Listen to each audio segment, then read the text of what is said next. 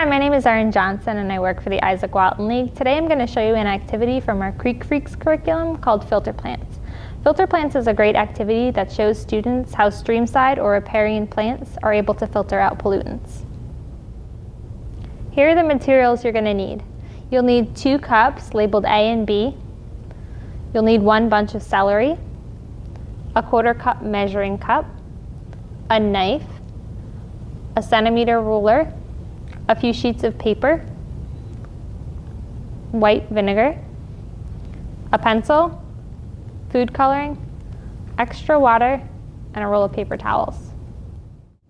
This activity demonstrates plants' ability to take up pollutants, and we're going to use 2 different kinds of pollutants.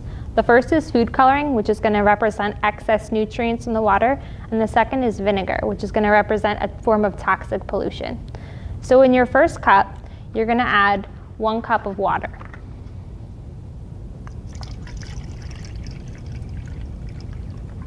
To that, you're going to add a few drops of food coloring.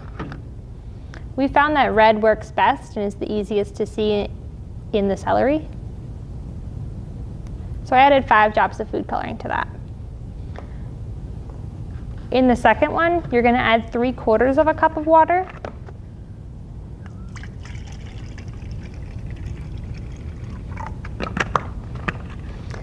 And a 1/4 cup of vinegar.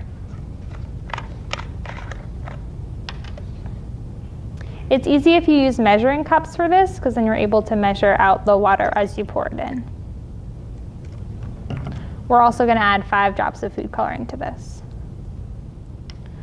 So as you can see, we have our 2 different cups here. One has just 1 type of pollutant, which is excess nutrients, and the second one has the vinegar, which is toxic pollutant, and the food coloring, which is your excess nutrients as well. So our next step is to get the celery ready. You'll need to start by cutting off the bottom of the celery.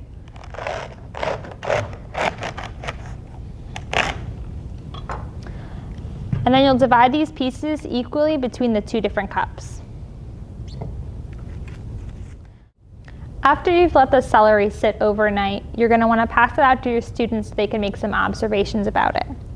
This celery was from cup A that only had food coloring in it.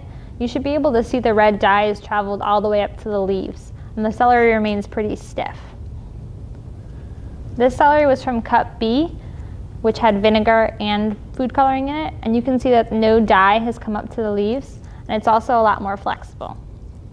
So the next thing we're going to want to do is take 1 stalk of celery from cup A and 1 from cup B and see how far the dye has traveled in each. To see how far the food coloring has traveled up the celery, you want to cut 1 centimeter pieces of celery until you can't see any more dye.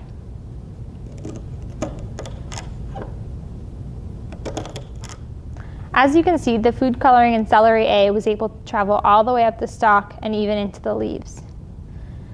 For celery B, which contained food coloring and vinegar, the food coloring was only able to travel 12 centimeters up the stalk.